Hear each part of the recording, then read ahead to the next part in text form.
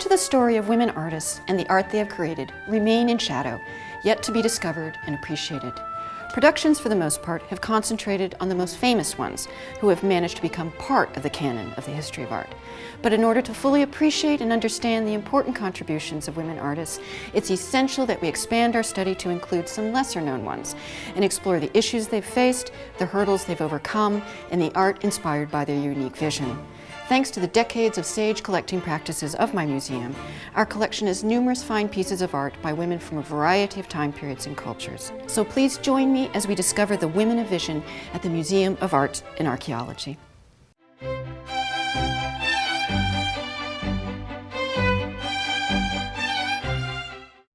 My interest in the underrepresentation of women in the history of art and in museums came to the forefront with one of our museum's most recent acquisitions, a terracotta portrait bust of Model by the African-American artist Beulah Ecton Woodard.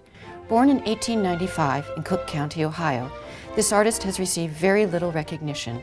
She specialized in sculpture in a variety of media, including terracotta, bronze, wood, papier-mâché, and she also occasionally painted. Her fascination with African culture began at the age of 12 when a native African visited her family. This interest continued throughout her life as she explored the portrayal of Africans and African Americans, often from an ethnographic and anthropologic perspective. In high school, Woodard studied architectural drawing in preparation for a career as an architect. In 1926, she began experimenting in clay, but her family dissuaded her from pursuing it further, undoubtedly feeling that a career as a sculptor was not suitable for a young woman. Beulah Ecton Woodard, fortunately for us, soon returned to sculpture after her marriage to Brady Woodard, who must have been a feminist at heart. Louise Bourgeois was one of the leading talents in American art in the second half of the 20th century. While she exhibited with the abstract expressionists early in her career, her style came to rely on recognizable forms and symbols to communicate her message. Women throughout history were, and often still today, are primarily identified with the home, as her print powerfully expresses. Women and houses, women and domesticity. The home is shown as essentially a female place. The woman's identity is obscured and subsumed by the domestic realm. In response to the question of whether this is really art, I respond that contemporary feminist art isn't always pretty. That is because there is an underlying message that infuses and therefore guides the composition. While aesthetic issues are also explored, this is done in relation to meaning. These pieces can also question our contemporary aesthetic preferences, which have been defined by the male viewpoint for millennia. Aesthetic pleasure is not the primary purpose of this art. Instead, feminist art is supposed to make you question the world around you, the status quo, and to think again about things from a different light. According to Beulah Woodard, the primary purpose of art was to educate. She wanted to teach African Americans to take pride in their African heritage, as she worked to establish an independent African American identity for Black Americans. While we often take the issue of self-identity for granted today, young Black people in the first half of the 20th century were without this, and as you can imagine, probably felt quite lost at times. Because of the educational component that she felt art should embody, she avoided abstraction and sought to realistically portray her subjects. This bust of Model shows her straightforward and easily understandable approach to art. The sculpture's power to enchant can be seen in the people who look at her. They interact with the sculpture, which appears to actively respond to them. This is thanks to the marvelous skill of the artist, who successfully captured the model in all 360 degrees of her reality. This sculpture is meant to be viewed from innumerable angles, not just from the primary cardinal points. Model Bass Weston was about 30 years of age when Woodard sculpted her in the 1930s. She was a well-known African-American concert dancer who was the first Black American to study with the choreographer Lester Horne, and she danced with the American Ballet Theatre in Agnes de Mille's ballet, Black Ritual.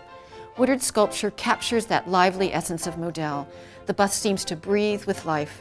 The pose is a remarkably complex one thanks to the turn and tilt of Model's head. Her dramatic beauty, combined with the medium of terracotta, which is basically baked clay, give the bust a potent presence.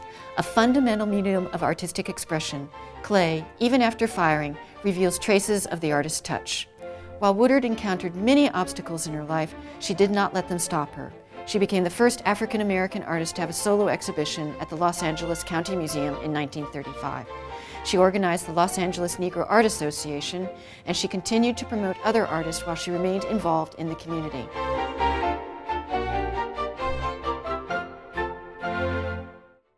Another of the reasons that this sculpture of Model exudes so much life is because she is not idealized.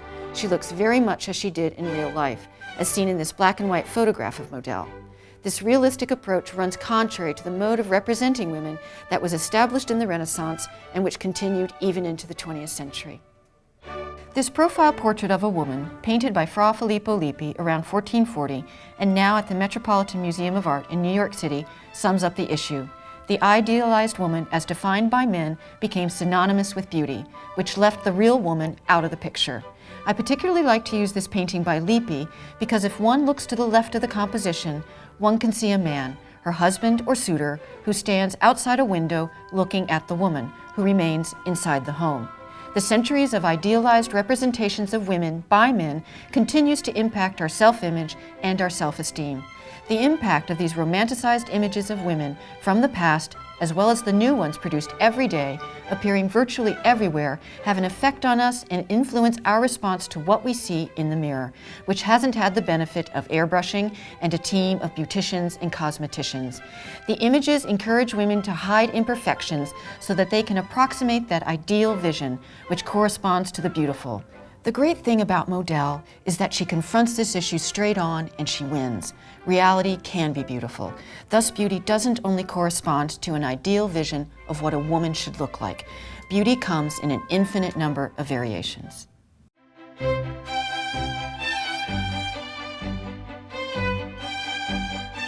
This sculpture, by a woman, of a woman, belongs to the 20th century, when women artists finally gained the true, unqualified recognition that they had sought for so long. But what about all the women artists before the 20th century? We know that women practiced a variety of artistic crafts, thanks to various ancient writings, like those of the Roman historian Pliny.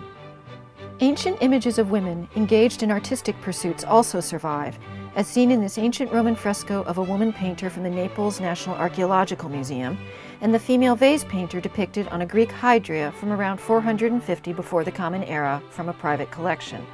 Unfortunately, the identities of these women, as well as their artistic production, have more often than not just disappeared.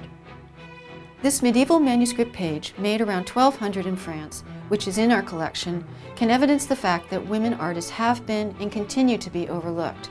More often than not, people assume that a man illuminated the page, but what evidence do we have for that? During the medieval period, women were quite active in the production of books.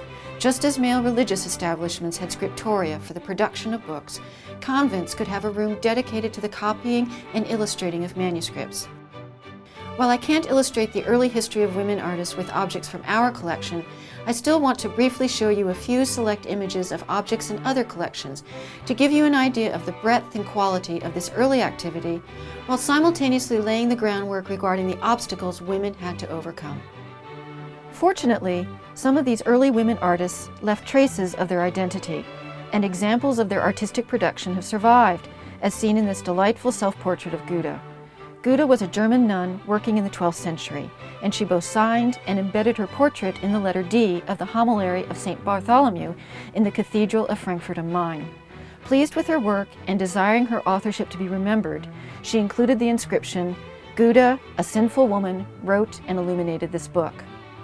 The majority of medieval women artists were to be found in the convents, which had the resources for studying and practicing a variety of crafts and the market to sell them. Wealthy women also had access to training and materials, as well as the space and time to produce art, as seen in this illuminated page showing a woman painting from a late medieval copy of Famous Women by Boccaccio. Here, a lady sits on an elegant chair painting an image of the Madonna and Child, while a young apprentice grinds the mineral lapis lazuli, which will be used for the brilliant blue paint of the Virgin's robe. This book was one of the first catalogues of women to argue for women's deeds, both famous and infamous ones. Famous did not equal virtuous for Boccaccio, and the book did not defend women against a misogynistic tradition. While women were flawed by nature, according to Boccaccio, they could also provide praiseworthy examples at times. With regard to women in art, Boccaccio wrote, I thought that these achievements were worthy of some praise, for art is very much alien to the mind of woman, and these things cannot be accomplished without a great deal of talent, which in women is usually very scarce. Boccaccio also described a specific set of character traits for the ideal woman, who had to be gentle, modest, honest, dignified, elegant in speech, pious, generous, chaste, and skilled in household management. By the 15th and 16th centuries, Boccaccio's model was in place and continued. In 1521, the famous German Renaissance artist Albrecht Dürer, in response to his purchase of an illumination done by the 18-year-old Netherlandish artist Susanna Hordenbout, commented in his diary as follows: "It is a great marvel that a woman should do so much." While her illuminations are lost to us, this episode and information about the Hornbout family helps us understand two important facts regarding women artists of the early modern period. Firstly, Susanna was one of the many successful early women artists who developed her skill and practiced her craft within the context of a family workshop. Secondly, we see that the measure of artistic achievement was the male artistic genius. Exceptional women artists of the Renaissance, like Properzia de Rossi, a sculptor from Bologna, are genuinely praised by the 16th century biographer Giorgio Vasari. Here, I show you a terrific relief sculpture of Joseph and Potiphar's wife, sculpted around 1520, now in the Museum of San Petronio in Bologna, as an example of de Rossi's technical and artistic skill. In addition to showing artistic talent, women artists were required to conform to certain social expectations and duties associated with their class. Men can acquire nobility through the practice of art, while women are permitted to practice art because they are of noble birth or noble deportment, which is instilled in childhood. The learning and intellectual skill of women are subordinated to their virtue and social behavior. As a result, in his discussion about Properzia de Rossi in his Vitae, or Lives of the Artists, Vasari also discusses that she was excellent in household manners, that she was beautiful, and that she sang better than any other woman of the city. Lastly, while women are capable of excellence, they lack artistic genius, which is the prerogative of men. I take the time to single out the way women artists are treated in Vasari's publication because it became the model for later chroniclers, both in the reception of art made by women and in the characterization of women artists from the 16th to the 20th centuries. Not only did women have to deal with the male viewpoint that the female sex was flawed, they also frequently lacked access to professional training. The two primary exceptions were women who belonged to convents and women who trained in their family workshops.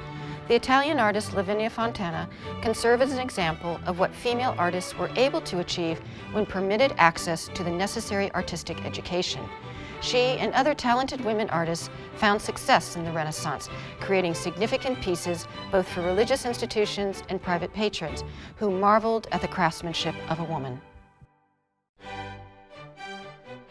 While our collection doesn't currently have any Renaissance art created by a woman, we can begin our own story in the 17th century with an engraving by the Italian artist Teresa del Po, showing the tomb of Pope Julius II, printed in 1677. Teresa came from a Roman family of artists, and her father served as her instructor. She is said to have engraved in the manner of her father so closely that it was difficult to distinguish between them. While she was elected to the Academy of St. Luke in Rome in 1675, not once did she attend any of their meetings, probably owing to the discomfort to be felt in a primarily male institution. 16th and 17th century Italian writers continued to record the achievements of a few of the women artists, but this was often done in relation to the glorification of a city. This print faithfully records Michelangelo's unfinished tomb of Pope Julius II, and is thus a reproductive print. Interest in the art of Michelangelo continued long after his death, and prints such as these satisfied the needs of collectors and visitors to Rome, who wanted to remember this late piece by Michelangelo.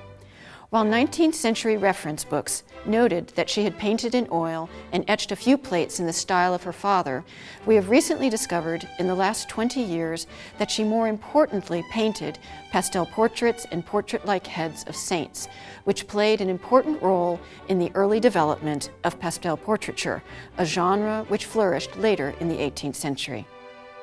The Dutch artist Gertrude Abercrombie also practiced within the workshop of her family in Amsterdam. This piece comes from a series of 14 prints called Pleasant Landscapes, which she etched around 1645, after drawings by her brother Roland Roegman, when she was about 20 years of age. Her technique is a studied one, where the etched lines recall those used in the tedious and difficult technique of engraving. It is interesting to note that our print still contains her monogram, GR. Sometimes her monogram was changed in subsequent centuries to read RR in order to attribute the print to her brother, Roland Roquemont, thus erasing her presence in the creative process. This is just another one of the difficulties in trying to recover the art of women. She was one of the few women printmakers active in Holland in the 17th century, and she was involved in the creation of a variety of prints, some after designs by her brother and others after her own invention. She is actually best known for her prints depicting women performing various domestic tasks, as seen in these engravings from the Museum of Fine Arts in Boston.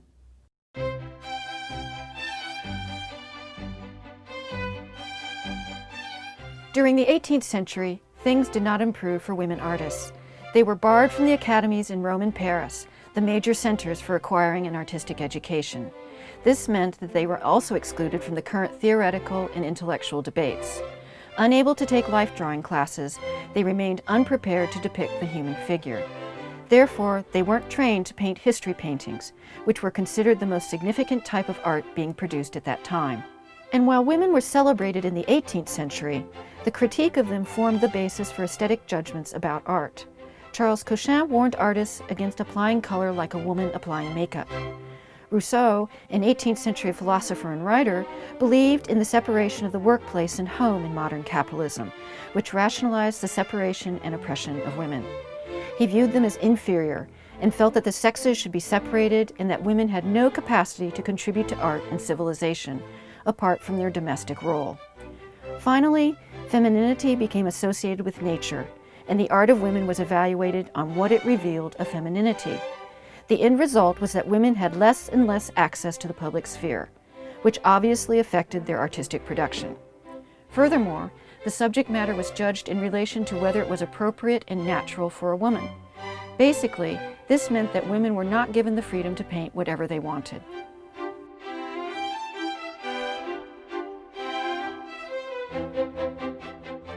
In the 1770s, the French artist Anna Geneviève Greuze painted this miniature on a piece of ivory. Her works have faded from our view, both not only because of her famous father, Jean-Baptiste Greuze, but also because she painted in a manner very much like his, which isn't surprising as she was his student. This small piece derives from a famous painting of her father's, which was one of the most admired paintings in the Paris Salon of 1765. It now hangs in the National Gallery of Scotland. Such images of a distressed femininity were appreciated for their idealized beauty and the emotions that moved the viewer. At the same time, they were interpreted as veiled symbols of lost virginity and seen by men as a titillating allegory of the transition from childhood innocence to adult experience. A masterful English printmaker, Anne Allen, who was active in the 1790s, achieved her fame through collaborating with her husband, Jean-Baptiste Piémont. This color etching was made in the à la poupée technique, which describes a method of inking a metal plate using a small ball-shaped wad of fabric known as a poupée, the French word for dolly. Inks of differing colors are applied selectively to the copper, and then the inked plate is printed. Each impression has the appearance of a monoprint and is unique in its coloring. 18th century printmakers invented the technique, and Anne Allen was one of the few women to be practicing it. This colorful print shows two individuals, one of whom appears to be collecting birds at the base of a fanciful stairway that leads to a wispy pavilion. Nestled within a verdant and flowering framework, this kind of delightful fantasy in a Rococo chinoiserie style was very popular in the late 18th century, deriving from the exotic scenes found on Chinese imports and encouraged by the chinoiserie paintings by Jean-Antoine Watteau and François Boucher. Decorators, textile designers, and porcelain factories throughout Europe, where the designs were copied or interpreted according to personal taste, used prints like hers. These two cups by the premier Italian porcelain manufacturer Richard Ginordi relied on similar prints by Jean Piémont.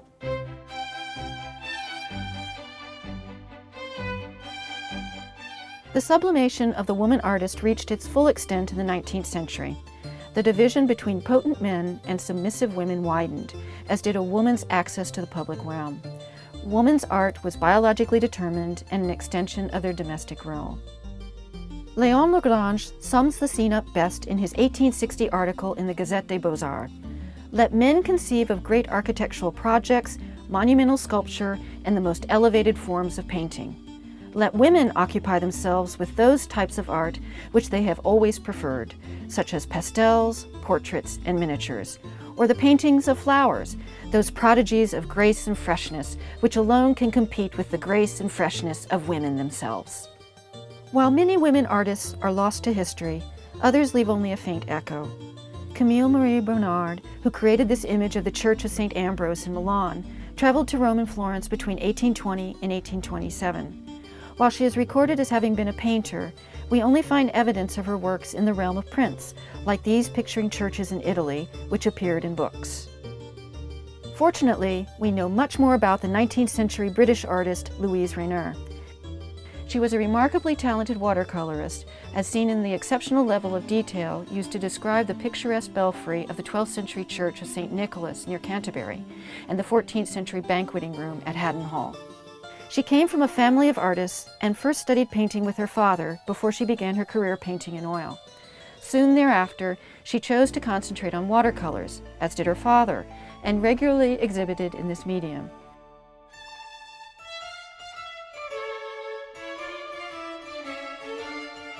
Clearly, there were fields of artistic endeavor and subjects that men felt women artists should practice, and history painting was not among them. Perhaps to escape this oppression in France, Sidonie Pétain, who had trained in Paris in the painting of such figural works, came to the United States. Unfortunately, such works found little demand in California, and she turned to the painting of small-scale still lifes, like the one shown here, which found a ready market. Recalling the French tradition of still life painting as practiced by the renowned Jean-Baptiste Simeon Chardin, our still life with revolver, which was painted about 100 years later in 1861, shows 3 dead snipe, 2 of which hang upside down by their feet. Giving the piece a distinctly American and masculine flavor, Pétain included a Colt Model 1851 revolver and an unrelated leather shot flask with metal measuring device. Finding only a limited market for her art, she returned to France after spending only about 6 months in California. Thereafter, no trace can be found of her. Up to now, she hasn't left a footprint on the web, which is remarkable, and little information exists about her. This may be the result of a subsequent marriage and consequent change of name that would have resulted. Women artists also often stopped making art after they were married. Fortunately, we know significantly more about the American artist Claude Regé-Hurst, who was born in 1855 and died in 1942. Better known as Claudine, this artist signed her name as Claude to conceal her female identity. She was one of the only women artists to paint still lifes in a trompe-l'oeil style. French for fool the eye, these super-realist paintings of everyday objects were part of the vocabulary of American art in the 19th century. Recalling Dutch paintings, these factual works were extremely popular among turn-of-the-century wealthy patrons, which probably inspired Hurst's decision to switch in the early 1890s from depicting flowers, a subject matter suitable for a female artist, to objects belonging to the masculine realm of the study. In this example, she reproduces the title page and engraving from an antique book with such fidelity, one is tempted to turn the page to continue reading more of the comic opera Lionel and Clarissa. Talented women artists like Hurst sold well, but they continue to be considered the exception, as seen in the March 5, 1910 edition of Art News, where a critic recorded, "Not one woman in 100 has a true artistic sense or even a genuine like for the aesthetic in any of its forms." At about the same time, the notable French author Octave Uzan wrote, "The woman genius does not exist. When she does, she is a man." These are clear condemnations of the aesthetic sensibility and thus the ability of women to practice art that endured into the early 20th century. Regardless, more and more women were practicing art, and the increasing demand for art meant that there were more opportunities for them. During the second half of the 19th century, schools of design for women began opening in New York, Boston, and Philadelphia, which meant training in drawing and modeling finally began to be offered to women. In the 1880s, modeling classes in the major art academies finally opened to women. During the 20th century, the huge popularity of bronzes gave women new opportunities to become professional sculptors, and these women had access to resources that their predecessors often lacked. Today, No one would dare challenge the aesthetic sensibility of Harriet Whitney Frishmuth. In 1900, she briefly studied in Paris with Rodin. She learned two important things from him. First, always look at the silhouette of a subject and be guided by it. Second, remember that movement is a transition from one attitude to another. It is a bit of what was and a bit of what is to be. In her sculpture Joy of the Waters, done in 1920, you see her love of depicting the human figure in motion. Using a professional dancer as her model, the complicated pose is the result of asking the model to imagine cold water shooting up from the floor. The skillful modeling of the figure's musculature and flesh is the happy result of studying dissection once a week at the College of Physicians and Surgeons for 2 years. Her realistic approach to art, combining classical influences with a European-inspired, stylized and idealized sensibility, found a ready audience, and her sculptures were immensely popular. While Frishmuth preferred to return to the United States after her studies abroad, Mary Cassatt settled in Paris after studying several years in Europe. Her innovative style caught the eye of the artist Edgar Degas, who invited her to show with the Impressionists.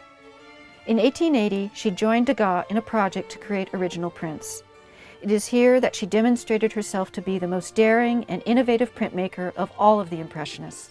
In Susan Seated Before a Row of Trees, she questions the concept of when a work of art is complete, as she leaves the piece unfinished in order to explore other concerns. A realistic representation of every detail was not her goal. Instead, through foul biting marks and untidy scratches, she gives the piece a spontaneous energy and immediacy. She also implies the flickering, transient aspects of light by illuminating Susan with patches of light and through the energetic and inconsistent diagonal lines. While the print has an overall sparse quality, the use of the dry point technique yields a subtle, rich elegance to the area around Susan's face. This is the result of the metal displaced when the artist draws directly into the metal plate with a needle. The delicate ridges or burr catch more ink and print as velvety dark lines. While an innovative technician who occasionally called attention to the plight of women in her art, Cassatt primarily remained conservative in her subject matter. She focused on the realm of women, which is what her world encouraged. In her own words, quote, "Men, I have no doubt, are painted in all their vigor on the walls of other buildings. To us, the sweetness of childhood, the charm of womanhood, if I have not conveyed some sense of that charm, in one word, if I have not been absolutely feminine, then I have failed." Unquote. In the 18th century, women were faulted by philosophers like Rousseau for their weaker nature and character. But in the 19th century, they were raised on a pedestal, where they were responsible for moralizing society and guarding the domestic realm, which ultimately denied them access to the professional and public realm.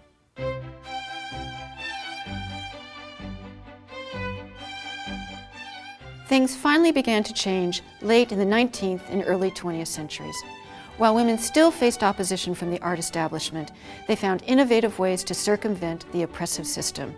As the 20th century progressed, women continued to play a larger and larger role in the creation of art, and the different subjects and issues they explored in their art, and the various ways they did this multiplied, as did their numbers. Elizabeth Catlett, one of the leading African-American feminist and political artists of the 20th and 21st centuries, endowed much of her art with a strong political commentary that revolved around the oppression of the blacks and dignity of women. Coming from the series The Negro Woman, Catlett acknowledges the harsh reality of black women's labor. When viewing this striking image, we are invited to join in the artist's identification with her female protagonist by the title, "My Role Has Been Important in the Struggle to Organize the Unorganized." Her style is a blend of the figurative and abstract, which she imbues with a strong social concern. By using the print medium for her message, she utilized the democratic power of printed art to reach a larger number of people with her message and her spectacular aesthetic sensibility. One of her most famous images of female farm workers, the sharecropper, who shows the leathery skin and wrinkles coming from years of toil, testifies to the injustices of the sharecropper system that came after the Civil War, which trapped African Americans and white workers in a cycle of poverty that left them shackled to the land. Instead of showing the worker destroyed by the system, Catlett endows her with the strength, dignity, and heroism typically reserved for powerful individuals. Likewise, Faith Ringgold, another African-American artist, sought to establish a strong identity for African American women in the contemporary art world. She is best known for her large painted story quilts, a medium linked to women's work, and this lithograph derives from one of those paintings. The African American community has a long tradition of quilt making, influenced by the weaving that was done by men in Africa, which was brought by the slaves to America, where women continued the tradition. These quilts served a variety of purposes, providing warmth, memorializing events, telling stories, and as message boards for the Underground Railroad. This piece comes from a series called The French Connection, which comments on the themes of race and gender in relation to the art world. While European civilization had despised Africans as savages, they ironically used African art in the creation of a modern civilized art. In contrast to such prejudice, this piece features 8 African American women quilters who proudly display their sunflower quilt, while the famous French post-impressionist artist Vincent van Gogh stands quietly in the background, almost hidden within a field of sunflowers. This also references the brilliant flowers found in some of his paintings. If one looks closely, one sees that each quilter is actually a portrait of a famous African American woman freedom fighter, including Sojourner Truth, Harriet Tubman, and Rosa Parks. In the words of Ringgold, my ideas come from reflecting on my life and the lives of people I have known and have been in some way inspired by. This composition innovatively explores the historical position of African American women in history and art in the language of an African American craft tradition, and finally, in relation to the European artistic tradition. When one understands the language, art has the ability to have a great impact. Other women used photography in order to express themselves and communicate their message. Diane Arbus was a pivotal figure in 20th century documentary photography. There is nothing romantic about her work. Instead, her images possess a raw intensity, which derives from her taking the photograph at a close range. The uncropped edges of the resulting photo further indicate a lack of artistic intervention. The photograph portrays mental patients from a New Jersey hospital on a Halloween outing. Expelled from society and locked up behind walls, they are potentially some of her most abject compositions. In contrast to this assumption, the people portrayed aren't sad and they don't worry about their condition, as they proudly display the Halloween costumes they wear. They are who they are, and the portrait shows them as such. Instead of empathizing with a condition she cannot understand, Arbus explained in 1960 that, "What I'm trying to describe is that it's impossible to get out of your skin into somebody else's. That somebody else's tragedy is not the same as your own." This photograph is beautiful, dignified, and again, highly meaningful. Margaret Bourke-White was one of the trailblazers of photojournalism at a time when few women worked as professional photographers. By the mid-1930s, she was one of the highest paid photographers in the United States. While known for her commercial photographs, she became interested in Depression-era suffering. Shot in the poverty-stricken rural South, Bourke-White saw religion as a virus that added to the sickness of the South. Evangelical Protestantism was portrayed as robbing people of their intelligence and replacing it with religious passion. Whether one agrees with this feeling about religion or not, the image is a strong one, showing these impoverished people with respect as it records a central part of their lives. Carrie Mae Weems, an African-American artist, innovatively used photographs, text, and audio recordings to explore themes of racism and identity from a personal and historical perspective. She asks us to reflect on the past and the African slave trade in her Grabbing, Snatching, and Blink You Be Gone triptych, or 3-part composition. The photographs depict abandoned slave prisons off the coast of Senegal, which served as a holding place for thousands of kidnapped West Africans before they were shipped to America to become slaves. The combination of photographs and text make the message strikingly and poetically clear. The slave trade from Goree Island stopped in 1815 when France definitively abolished slavery. The German artist Käthe Kollwitz used the dramatic power of black and white drawings and lithography, which could cheaply reproduce her compositions to make her political message. The Political Agitator, made in 1926, during a period of cataclysmic political and social upheaval in Germany, depicts a figure with clenched fists trying to take an assertive step forward. The gaunt, almost skeletal face and emaciated body reveal the helplessness of his actual condition. An anonymous representative of the poor, images like this called attention to the impoverished and powerless working classes. A universal image of social consciousness imbued with an emotional depth and intensity, the message continues to resonate even today. Kollwitz's success as a print artist led to important advances for women artists, as evidenced by her admission to and appointment as professor in 1919 at the Berlin Academy of Art. At Hitler's rise to power in 1933, however, she was asked to leave the academy, and the state subsequently made it difficult for her to exhibit. While she left Berlin in 1943, much of her art was lost with the destruction of her house in the same year. Artists such as Grace Hartigan were also involved in the New York avant-garde artistic scene of the 1940s and 1950s, although their male counterparts frequently overshadowed them. Hartigan moved to New York in 1946, and soon after that, Jackson Pollock debuted his new drip paintings in 1948.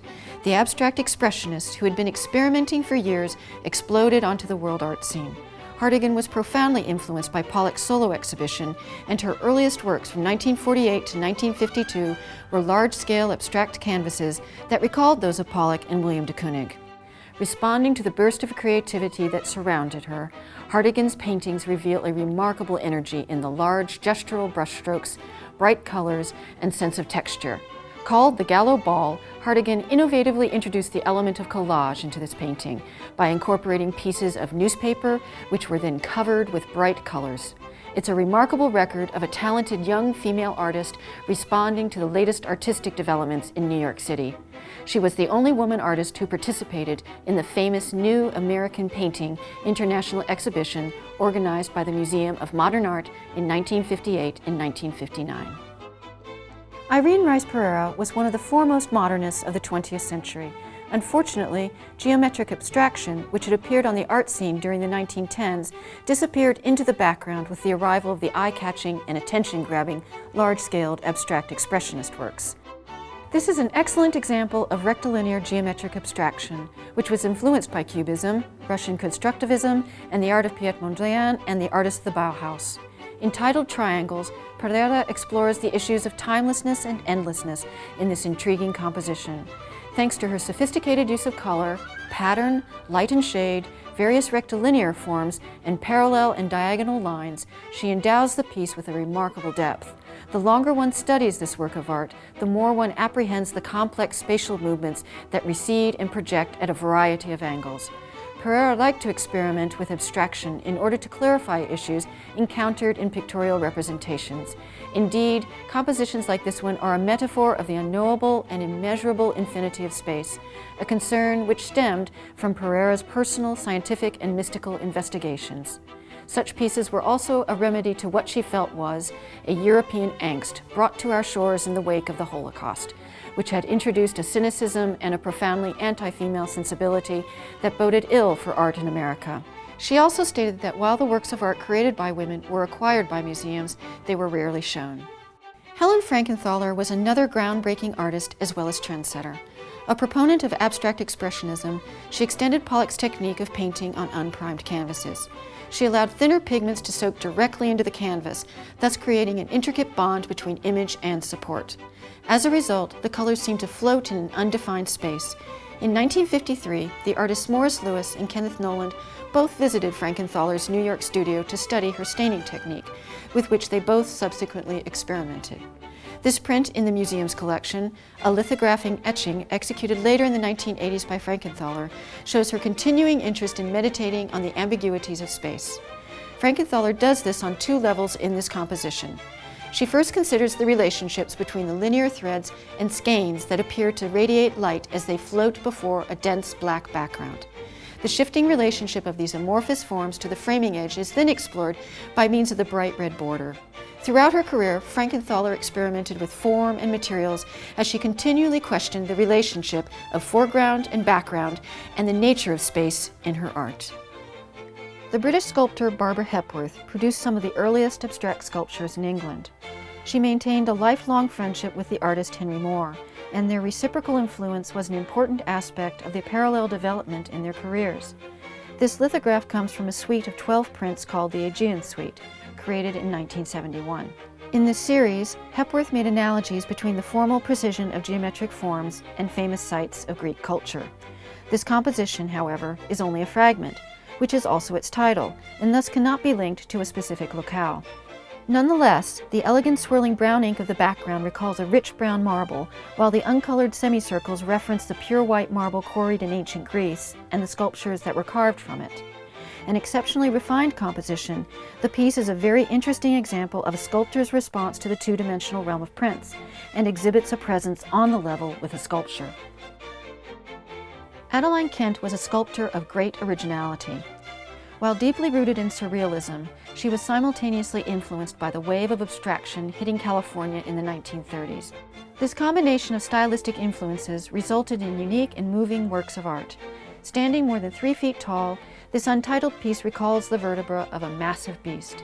The forms appear grounded in reality, but the anthropomorphic inventiveness gives the piece an unreal and enigmatic quality. Stripped of any soft tissue, the stark forms represent all that remains of some mighty beast. Combining what almost appears real with the bizarre, the piece causes a feeling of disorientation as it speaks to the subconscious directly. Gertrude Abercrombie, an American painter, was also deeply influenced by surrealism. In particular, she admired the art of René Magritte, and her work shows a similar sense of stillness and isolation, lack of shadows, and airless setting. She never linked herself with the surrealists, however, considering herself a Midwestern artist with deep roots in the city of Chicago. Her naive style also sets her apart. Like the surrealists, though, she developed a vocabulary of archetypal personal emblems. In this painting, the barren tree, crescent moon, owl, and door combine to create an ambiguous setting that is both inside and outside at the same time. The elongated figure with her hair caught in the keyhole of the door is a self-portrait, as related by the artist. Quote, "It's always myself that I paint, but not actually, because I don't look that good or cute. Everything is autobiographical in a sense, but kind of dreamy." Unquote. She is known for her subtly and richly colored images of deeply personal and evocative imagery. In 1930, Norma Bassett Hall was among the founding members of the Kansas-based Prairie Printmakers and was also the only woman in the group. Along with many women artists, she expressed an appreciation of natural and man-made landscapes. She is famous for her color woodcuts using a Japanese method of printing woodcuts with transparent watercolors and rice paper, which she learned during her trip to Europe between 1925 and 27. Following this, she used the technique exclusively for her color block prints, employing as many as 6 or 7 colors, each of which would have required a separate hand-cut hardwood block. This print shows her full command of the complicated technique, as seen in the precise details and the indication of the strong light of the Mediterranean sun.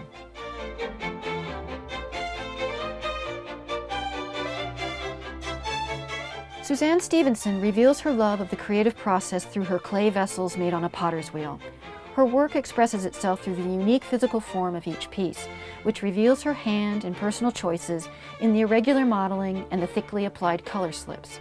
Color theory also plays a role in her art, and in this piece, she developed the overall color scheme to incorporate a large area of white, which tends to make forms feel larger. This is then balanced and minimized by the expressive bright and dark coloristic brushstrokes surrounding it. Using a complex process, she developed the colors seen here through a series of colored clay slips and glazes. The viewer's eye mixes the colors, which are placed next to each other. Such juxtapositions create a vibrancy that mixed colors cannot achieve. Maria Martinez is probably the most famous American Indian artist of the 20th century. She spent the entire 99 years of her life in the place where she was born, 20 miles from Santa Fe, New Mexico. In contrast to Stevenson's clash of colors, Martinez uses a more subtle approach with her black-on-black plate made around 1940. Her tribe recognized her for her exceptional skills by the age of 13. This beautiful and subtle kind of monochromatic pottery is the result of a collaboration with her husband, Julian Martinez. Together, they revived an ancient local technique for making all-black pottery, where some areas have a matte finish and other sections are a glossy jet black. This pattern is inspired by prehistoric designs and features a perfectly crafted radiating feather pattern. Pottery has been an important part of her culture for more than 2,000 years. Following traditional ways, many members of her extended family were involved in the making of pots. She learned to make pottery by watching her aunt and grandmother.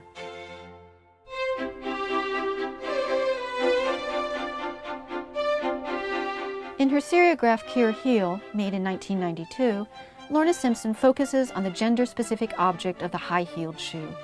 Overriding the boundaries of race, the high-heeled shoes are an immediately recognizable aspect of feminine attire. She focuses on these gendered objects to comment on the assumptions made about women in relation to their physical appearance. She is questioning the language of stereotypes, which so often leads to incorrect assumptions. The work doesn't give an answer. It is intentionally left open-ended.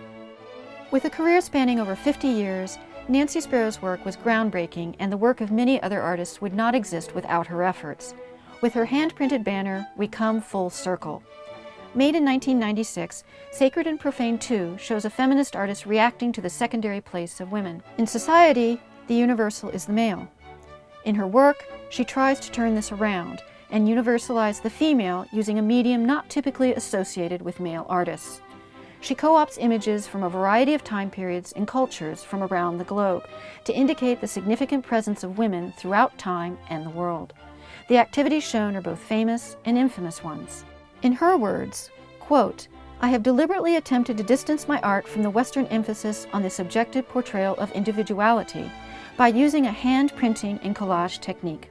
Woman as activator or protagonist, dancing in procession, elegiac or celebrator, a continuous presence, engaged directly or glimpsed peripherally.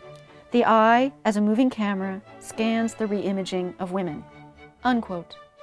What Nancy Sparrow was protesting can best be summarized in the 17th century Baroque Flemish painting by a man showing King Solomon worshipping idols, also from our collection. Solomon, the son of David and Bathsheba, was the richest, most powerful, and wisest ruler of Israel. Dressed in a golden robe trimmed with ermine, he kneels in the center of the painting in the act of worshiping pagan idols. This act of faithlessness eventually leads to disaster for Israel. As I am describing this scene, I hope that you are noticing another important element to this narrative. The individual responsible for this disastrous action is a woman, Solomon's first Egyptian wife, who stands behind him. The centuries of accretion of such negative stereotypes of women are not easy to shake, and still far too often accepted or simply just ignored. Although it may seem from this cursory chronological review that women today are free to create whatever they want, stereotypes of women still exist in our society, which often influence us and guide our choices in unseen ways. These stereotypes can also affect the interpretation of art by women. In addition to this, while the past continues to be relevant, some individuals and groups seek a return to the past with its related marginalization of women. Art continues to be an effective vehicle to question the world around us. In relation to women and the art that they create, I hope that this presentation causes you to re-examine the world around you and to question assumptions that many of us make without even realizing it.